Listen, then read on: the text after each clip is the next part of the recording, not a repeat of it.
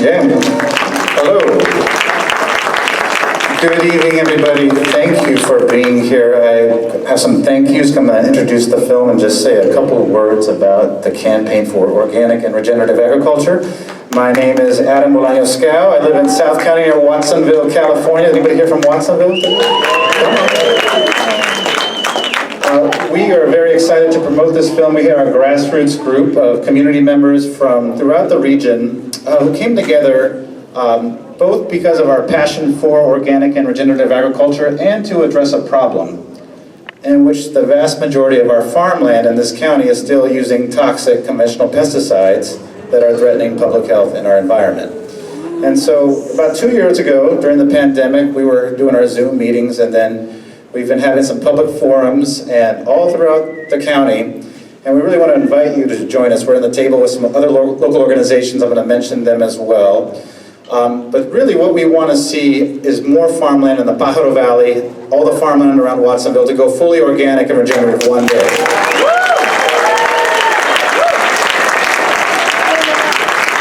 Many of you know and are already bought into this vision. Many of you know that Santa Cruz County is already a leader and has been a pioneering leader in developing organic farming and also as a legal standard. It is estimated that about 20 to 25% of our farmland is now farmed organically, which is great. This is great. However, many of the conventionally farmed crops include strawberries and raspberries that use cancer-causing chemicals like malathion, telone, other chemicals that have caused learning disabilities, and these are continued to be applied near the City of Watsonville and right across many of our schools in the Pajaro Valley Unified School District. So we have come together to build a movement throughout this county. If you don't live in South County, we need you. We need this to be a county-wide movement throughout this region if we're going to persuade our political leaders and the big companies that control most of these fields, you know their names, Driscolls and Cal Giant, that they need to get more organic so we can protect our soil, protect our people, and protect the future. I want to thank our co-sponsors. We have some amazing local organizations. Life Lab, give it up for Life Lab. Give it up for leading the movement to get former farm workers and people in the Pajaro Valley to become farmers who are formerly farm workers or bringing indigenous wisdom from wherever they came from. I want to give it up for Esperanza Community Farms this year. Recently now in a contract with Pajaro Valley Unified School District, so they're going to be supplying our kids with healthy local food. Isn't that wonderful? I want to give it up for the Dr. Ann Lopez and the Center for Farm Worker Families. We're the leading advocate nominated for Hero of the Year for our farm workers. I want to thank Santa Cruz Climate Action Network and the Santa Cruz Permaculture Society. You're going to hear more from them afterwards. We have a panel after the film with some local agricultural leaders, so stay tuned for that. A couple words about this film. Common Ground is Josh and Rebecca Tickell's highly anticipated follow-up to this juggernaut documentary, Kiss the Ground, which touched over 1 billion people and inspired the USDA to put $20 billion towards soil health. The directors are not here tonight, but I want to give them a big shout out. Common Ground reveals how unjust practices forged on our current farm system in which farmers of all colors are literally dying to feed us. The film aims to rally the transition of 100 million acres of U.S. land to regenerative by 2025. You can learn more at 100millionacres.org. Please enjoy the film, and thank you for being here. Thank you for Lawrence from the Rio Theater. Lawrence and the Rio team for hosting us. All right, hello everyone. I'm Dave Shaw with Santa Cruz Permaculture and the UCSC Right Livelihood Center, and what an amazing film tonight. It's great to see so many friends here. 400 people from Santa Cruz coming out tonight. Thank you. So there's two things that were kind of coming through my mind as we were, wrapping the film up. One is that change is slow, except for when it's fast. Right? We have this moment right now. This is the place. We are the people. Now is the time. There's a moment right now. So I want to seize that with you. And also when we organize, we win. I want to really applaud the organizers of tonight's event, putting together this panel as well. So yeah, let's kick off this conversation. I'm pleased to introduce our moderator first. Michael Dimmock is Executive Director of Roots for Change.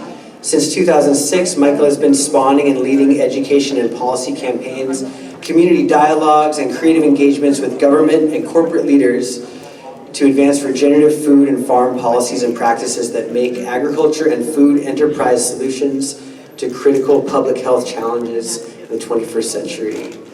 Javier Zamora is owner of JSM Organics. Local superstar, thank you, Javier. Where he and his team grow fruits, veggies, and flowers on 200 acres of land in Royal Oaks in Monterey County, California. Committed to growing his food organically, choosing sustainable packaging, and growing with the rhythms of nature, Javier is passionate about healthy plants and happy, healthy people. Kelly Ryerson is a founder, speaker, writer, educator, and activist with over 6 years of experience in creating and leading Glyphosate Facts, an educational platform focused on the devastating planetary and health impacts of the world's most widely used herbicide. Hey, thank you.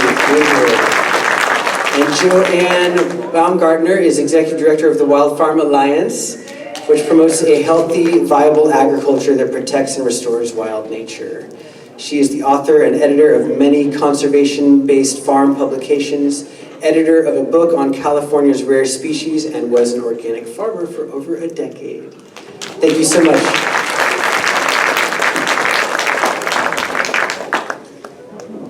So let's all have a seat. So how many people, raise your hand if that movie made you feel good.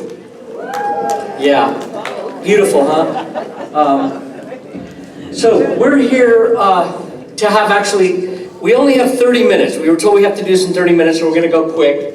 I'm gonna ask each person just to describe how they relate, how their work, their lives relate to what we saw tonight. And then I'm gonna turn it over to you to raise questions. Javier, you wanna begin? How does your work relate to this film?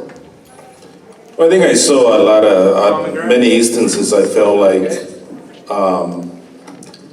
many things of that the movie talk about relate to how I see soil, how I see people, and how we are farming.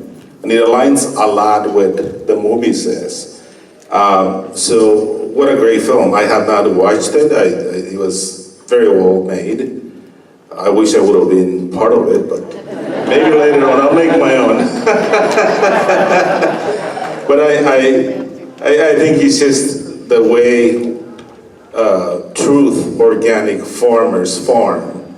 We're farming and we're regenerating our soil. There's no question about that, especially mid-sized small farmers. So this was such a testimony to what we are doing ourselves. Great, thank you. Well, Kelly, you were in the film, so why don't you go next? And so I was the one that had a reversal of horrible chronic disease symptoms by giving up gluten. And to me, that was really mysterious because I'd been on so many drugs and was fully Western medicine person. And it seemed remarkable to me that something as easy as that would reverse it. And when I dug in more deeply, and I actually was at a conference at Columbia University on gluten sensitivity and celiac, and I asked the researchers, is anything being sprayed on the grain? And they had no idea. And then the chief scientist from General Mills came over and found me on my own. He said, yeah, so they're spraying Roundup on the grain, but it's gonna take 2 decades to change that behavior.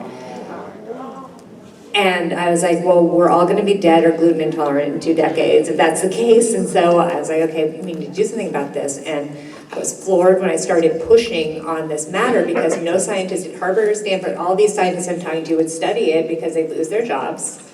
And meanwhile, 80% of our dietary exposure to Roundup, which is significant, is through this process called pre-harvest desiccation, where farmers will use it as a tool to dry out the grain before harvest, and actually legumes as well, and sugar, to make for an easier harvest. Then it goes directly to the mill and then into our food supply. Glyphosate however, is connected with autoimmunity, infertility, liver disease, kidney disease, anxiety, depression. It crosses the blood-brain barrier, the blood-testes barrier. I've tested 3 different samples of semen, and glyphosate has been found in all 3, and it's known to kill sperm. We have a fertility crisis. If all of us tested our urine right now, we would find glyphosate in it. My daughter's baby tooth had glyphosate in it because it passed through my body, through the umbilical cord, into her growing baby tooth. So for me, this film is enormous because I can't imagine a better way to have a focus group of really, really motivated people to see what the truth is of what's happening. Because I think only then are we going to be able to reverse the chronic disease epidemic. Thank you. Joanne?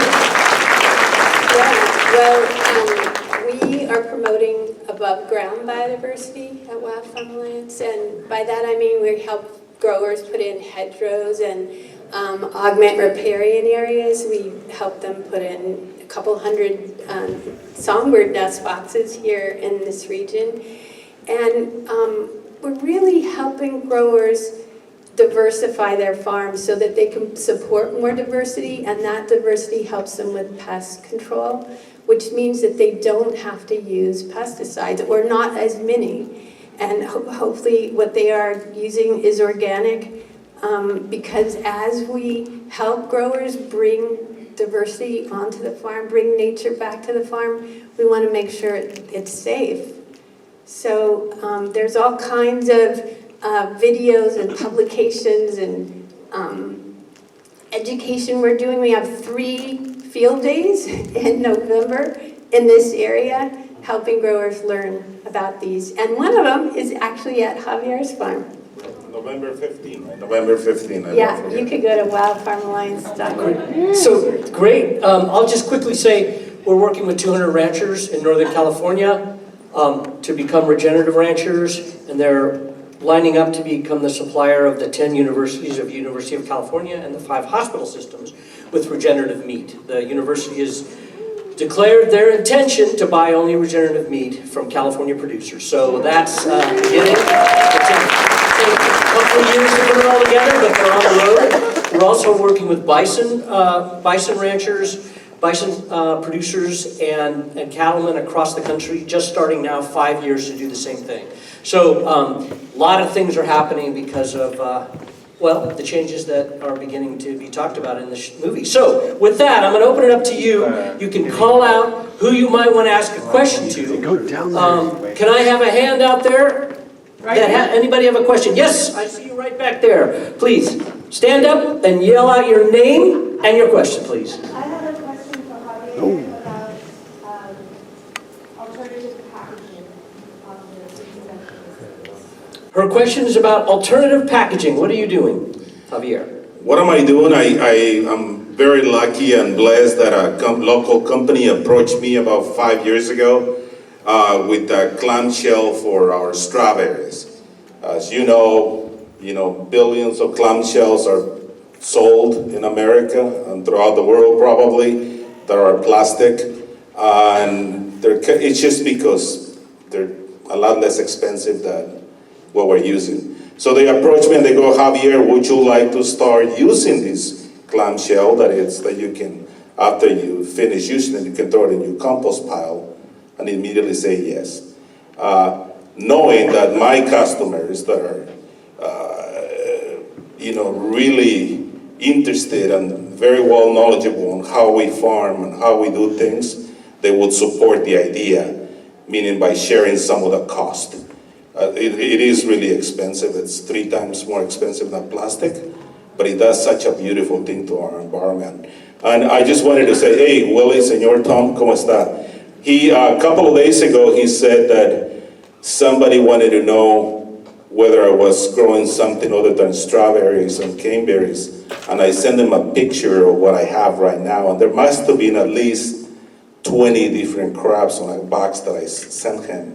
You can see that on our Instagram account, but diversity, it's a key component to some of these issues that La Señorita was talking about, such as, it's just this Roundup shit is just killing so many people, and holy chorizo, I mean, it's just a chain that doesn't go away. So it is killing us. So we have to do, you guys, you that spend the money are the ones that actually make shit happen, because the dollar has the biggest and the highest value to what anybody wants to do. So you are the one that can drive this Roundup thing out of these communities. You're in the front, please. I actually want to ask a question for all three of you, and that is funding to support especially for like your farm transitioning, bringing the biodiversity to farms, you getting the message out about glyphosate. Like just a little bit about how that was supported, because these are big projects, big things. Kelly, you want to go first? There is no funding. It is really a huge problem, and Sorry. So people want to hear the question. Want to repeat the question? Okay, so the question is that we all have different projects that we're working on, but it all takes money, so where can we possibly get funding for it? And for me, it's been very hard because there are a bunch of PR groups that work for industry, which won't surprise you, and they have these different websites put up that are very convincing. There's one called GMO Answers, and it's very specific so that if you have a question, I'm worried about glyphosate, I'm worried about GMOs, you'll land on this site. It looks totally legit. There are scientists on it. There are many of these, and so the misinformation is insane. And so trying to think, okay, if I have this website, Glyphosate Facts, how am I possibly going to be able to compete with them on SEO or whatever, where you're actually seeing the truth? Unfortunately, I have gotten donations along that line, but my feeling is that there are some families, like the Walton family, for example, is really coming in big time with funding this whole movement, which is fantastic. But it's significantly underfunded. It's a problem for sure. We have funding from people like you. We have funding from the government and from foundations. We are always fundraising. It's the life of a nonprofit. And some of our work is funded from NRCS, which is part of USDA, and they're funding a really cool, exciting tool we're putting together that helps farmers figure out what native plants they should plant to best support birds. And we want to take that nationwide. So, yeah. So some parts of USDA are good. Funding for me comes from you buying my crops that I sell and grow. I'm not a nonprofit, but I do support so many nonprofits, and I think that nonprofits need to get funding from sources that are government and some local people that want to do good things for themselves and for our communities that they have a lot of dinero. So I think that just connecting with some of the nonprofits that make a big change in our communities, it's a good way to go. Like Alba, I'm sure he'll speak about Alba, but for those that do not know, Alba is the nonprofit in Salinas that teaches you how to farm organically, and they keep you in an incubator. I came out of the Alba program in 2011.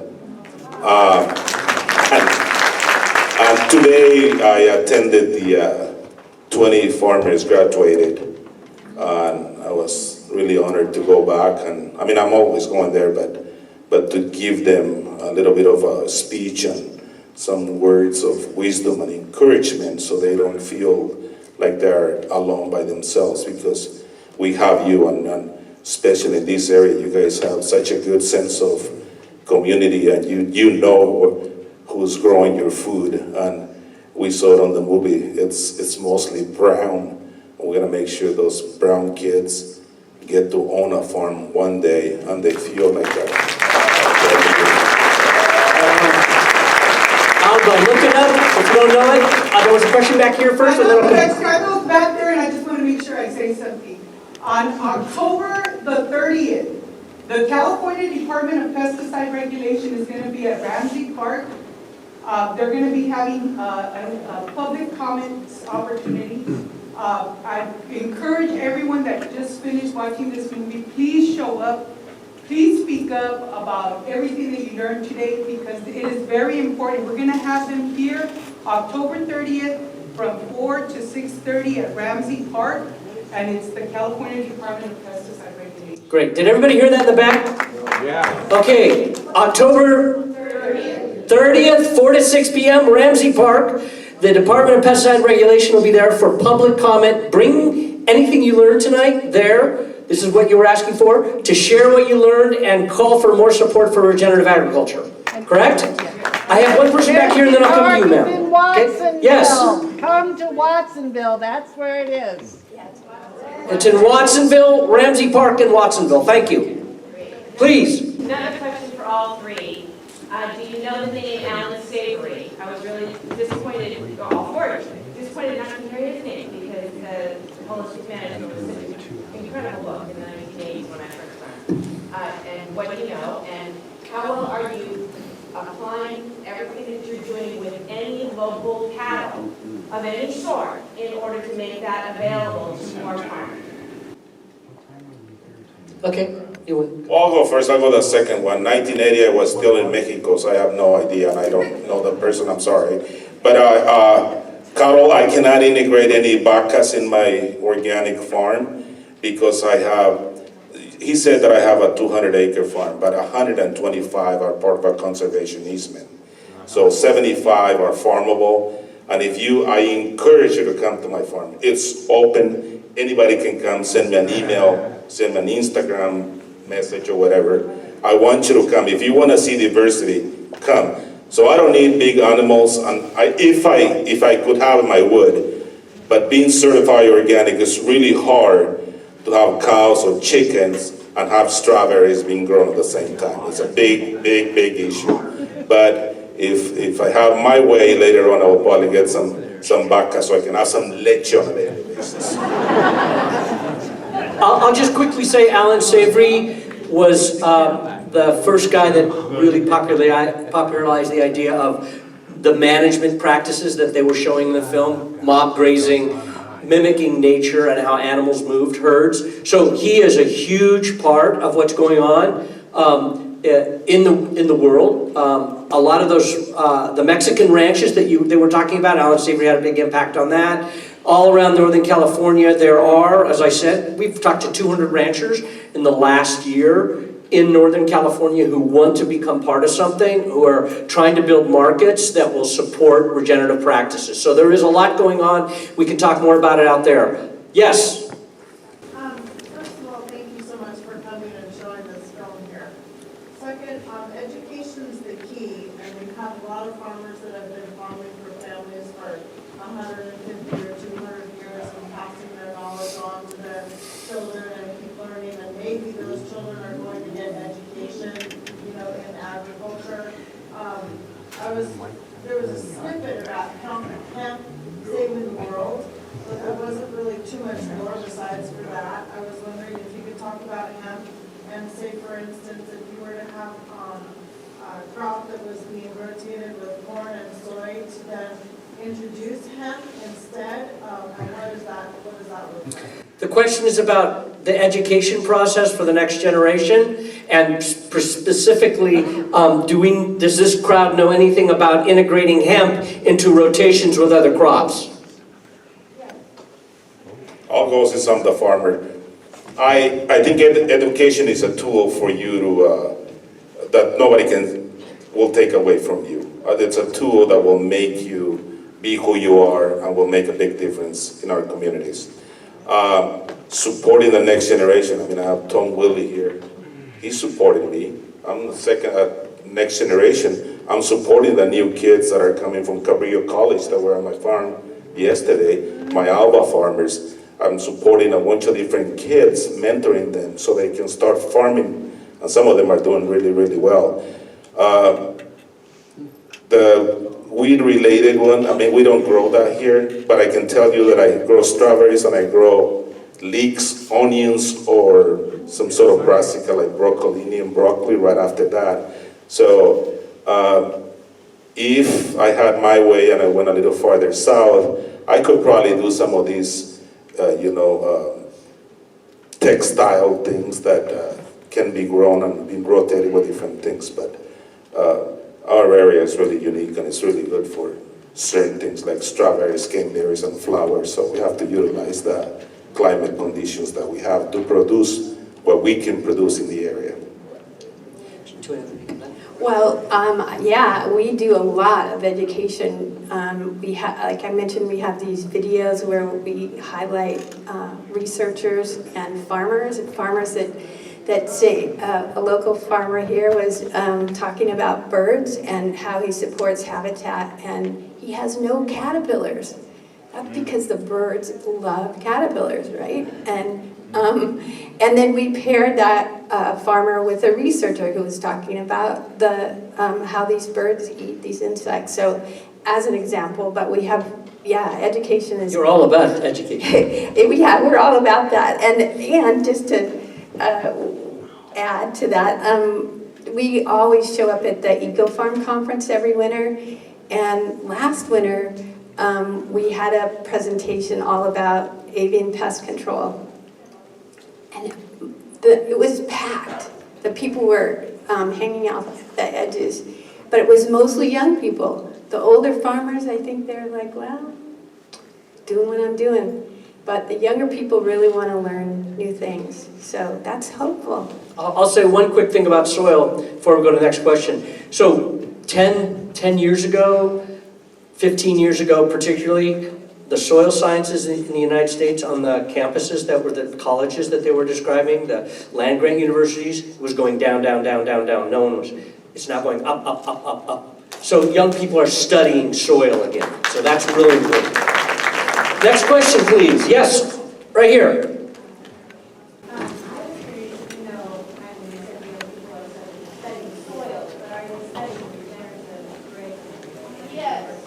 The question is that, it's good news they're studying soil, but are they studying regenerative curriculum? I know there's some regenerative curriculum in Chico State University. Yeah, I will say this. There are over 250 programs in the United States now dedicated to sustainable agriculture or food systems. Didn't used to be that way 10 years ago. It was probably a dozen, maybe 2. It's really exploding. But the detail on regenerative as the topic area, I don't know. I assume it's on the rise. Yes, sir. One question. So I've never farmed before. We bought a 4-acre parcel and we're building a house there, and I'm looking forward to farm that. And where would I go to learn all these techniques?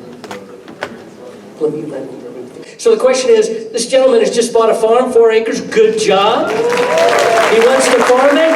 Where can he learn the techniques he saw in the film? Well, are you local? Okay, well, number one, you can come and see me anytime you want. Okay, I'll teach you everything that I know. I will not charge you. Free. You're gonna go, holy shit, if I have to get up at 4 in the morning every day, including Sundays, maybe I'll change my mind. 4 acres of land in this area, it's a gold mine. I started with 1.5 acres.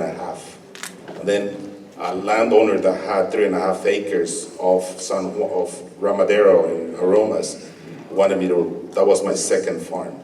And I planted 2 acres of strawberries, and that generates $60,000, $70,000 in revenue.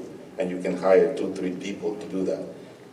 But if you want to formally educate yourself, you don't have to go far away. It's Cabrillo College, or you can go to Alba, you can take some classes online, you can go to Harnell, but the number one thing is that you have the desire to do it, and there is plenty of places and lots of people that will help you achieve the goal of what you want to do. And I'll be numero uno to help you. Great, thank you. Now. I was just going to say, and go to our field days. Yeah, go to our field days. Awesome, good idea. I love this film. I thought I knew a bit about regenerative agriculture, but I learned so much. I wish the producers were here. I could thank them personally. But I would have a question for them, or possibly anybody here that might know the answer. I also have a good friend who is into big time regenerative agriculture, who said to swear that we don't have to worry about decreasing fossil fuels. All we have to do is do regenerative agriculture, because that's the whole problem. That's why we have global warming, is because of all of the land erosion. And I wonder if the producers come down on one side or the other. If they also think that there's still a need. Ban fossil fuels. I want to, but I don't know if they figure that if this is going to save us by itself. Okay, so the question is this. The film and her friend says we don't need to ban fossil fuels or worry about fossil fuels if we get all the farmers to do this to capture the carbon. Where would the producers come down on this? I'm not sure where they would come down, but Kelly, what do you think? Yeah, knowing the producers, I'm friends with them, they certainly would not say, let's keep on cranking out fossil fuels, for sure. It was interesting to see, and I would be interested for them to break out what their calculation was when you saw the decrease in carbon accordingly next to it. I was wondering the same thing, so I'll have to ask them. But I know that their sentiment is that that would not be the way forward, just to count on the soil. Josh's first film was actually about fossil fuel pollution. So, and the need of alternative fuels. I will say this, that I have read in many places and heard from soil scientists that 45% of the carbon that's now in the atmosphere is from plowing. 45%, because we've been plowing for 400 years in the world, and that a huge portion. So I would think that you're not going to solve it, because first of all, not all the farmers are going to do this. So it's not going to be the whole planet for a long time. Okay, thank you. Yes? I am an organic student at Rio. Organic student in Cabrillo. Celebrity over here. Thank you so much for letting us come over and see your farm. I just want to say your question about soil science. I know that UC Davis and UCSC both are really into sustainable and regenerative farming practices and over in Rio. But my question is about no-till farming practices. I was so excited to see it successfully demonstrated in the film, and I've heard that it's harder to do over here in the West because of rain and weather and stuff. I just wonder if any of you have any comments on that. Something would be easier here. Student from Cabrillo, very excited because Javier's here and he's a celebrity on our campus. But also that she's really interested in knowing, she was excited to see no-till in the film, and she's heard that that's a problem. No-till can be a problem here in California because of soil and weather and climate. Any comments? I think California growers are really working hard to figure that out. It's not easy. I think some of the stumbling blocks have to do with put so much of that carbon in the soil, it ties up the microorganisms. Tom Willey knows more about this. And it ties up the fertility that the plants need. Go ahead. There are a lot of, or quite a few people in the area doing some trials and see how things work. Like Phil Foster, right, from Pinnacle. He's my hero. He's my hero. He's my Cuero Gringo hero. And a lot of the things that I do is because I went through the ALBA program, and Nathan took me to his farm 12 years ago, and I learned so much about what he was doing and how he was treating the land and treating his employees. And I said, this is the model that I'm gonna go for, and that's what I've done. There's certain things that it might be very challenging to grow no-till, like strawberries at a larger scale, but that doesn't mean other things could be grown. So you have to integrate both practices.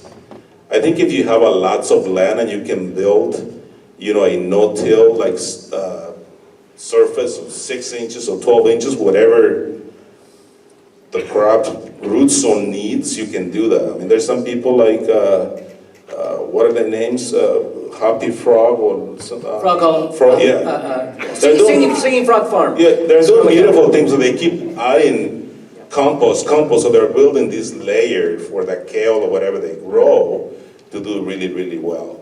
So you can build it, but it'll take a long time. So that's as much I can say. Go ahead. And also, the Rodale Institute, I spent a lot of time with them in Pennsylvania, and they do till down 6 inches. And of course, they're such an example of where we want to be going, so I thought that that was really interesting. So it just shows there must be difficulty in some of these cases. Well, really it has to do with the kinds of soil and moistures. There's a lot of complexity. So in a place like this, we grow a lot of vegetables, it's tougher. Did you notice where a lot of the no-till was on those really big grain farms? It's a different kind of farming, it's a different kind of environment, so it's tougher here to actually build soil carbon in some places in the state. But, like it's being said, people are figuring it out. They are figuring it out, so. Yeah, there was a question back there in the corner I saw. Yeah, right there, ma'am, in the orange shirt. Orange, yeah. And this is the last question. I'm sorry, we're out of time, so please.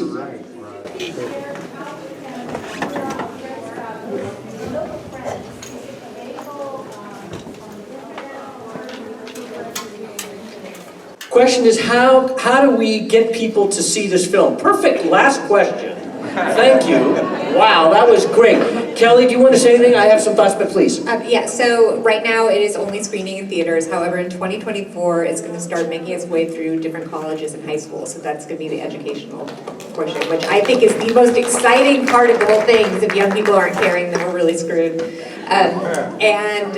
But hopefully it will be streamed, but it's not officially announced. Yeah, so two things. How many people actually shot a picture of the QR code? Yeah, the QR code, thank you. Okay, good. That's one way to get in touch and follow what's going on, so you'll know when it's available in different formats, different places.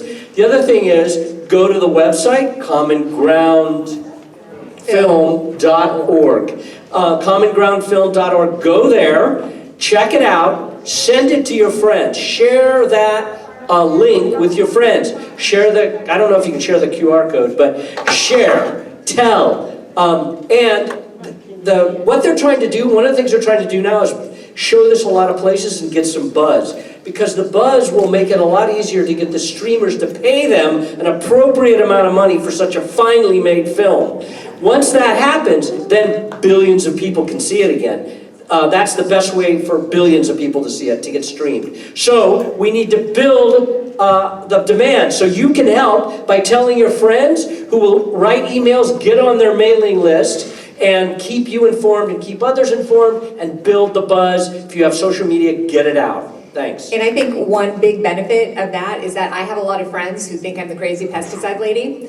And that gets really old. They see something like this, they're like, oh wait, this is completely rational, right, a normal thing. Right, exactly, good. I want to thank our panelists.